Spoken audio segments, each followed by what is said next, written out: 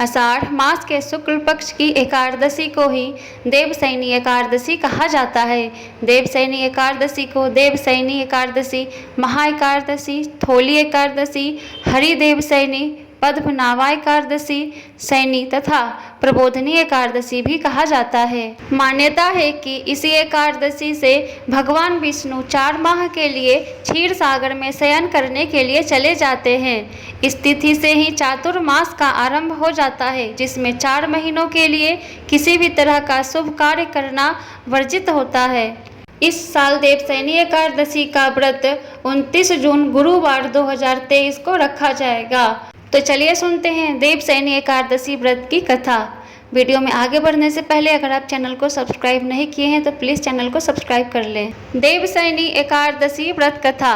धर्मराज युधिष्ठिर ने कहा, हे केशव, आषाढ़ शुक्ल एकादशी का क्या नाम है?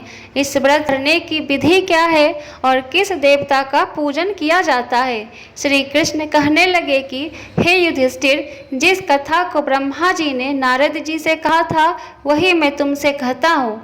एक बार देव ऋषि नारद जी ने ब्रह्मा जी से इस एकादशी के विषय में जानने की उत्सुकता प्रकट की। तब ब्रह्मा जी ने उन्हें बताया, सतयुग में मानधाता नामक एक चक्रवर्ती सम्राट राज्य करते थे। उनके राज्य में प्रजा बहुत सुखी थी, किंतु भविष्य में क्या हो जाए यह कोई नहीं जानता।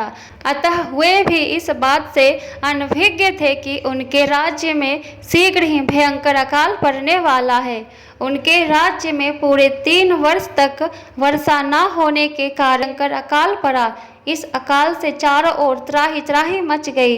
धर्म पक्ष के यज्ञ, हवन, पिंडदान, कथा, व्रत आदि में कमी हो गई।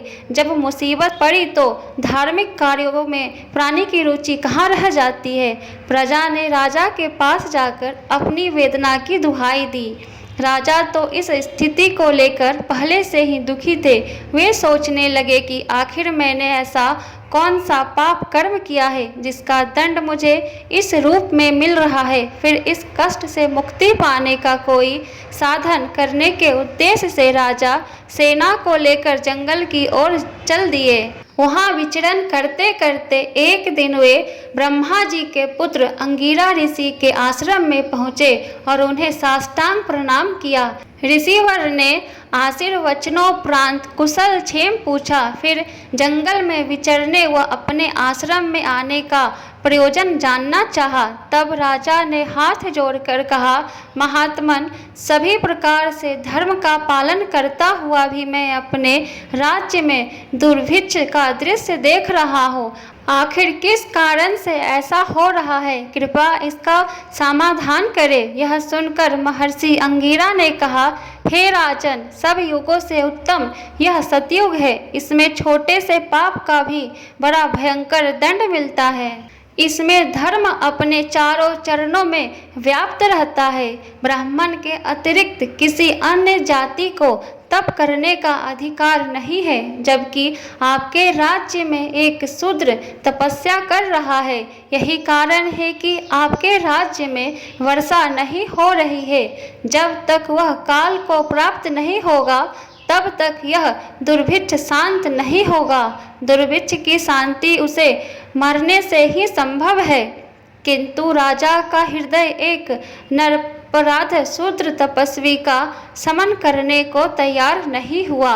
उन्होंने कहा, हे देव, मैं उस निरपराध को मार दूं, यह बात मेरा मन स्वीकार नहीं कर रहा है। कृपया करके आप कोई और उपाय बताएं। महर्षि अंगिरा ने बताया, आषाढ़ माह के शुक्ल पक्ष की एकादशी का व्रत करें। इस व्रत के प्रभाव से अवश्य ही वर्षा होगी।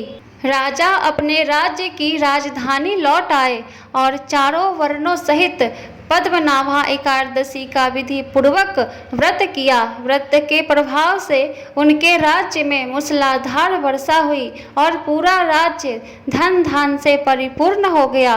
ब्रह्म वैवर्त पुराण में देवशयनी एकादशी के विशेष महात्म्य का वर्णन किया गया है।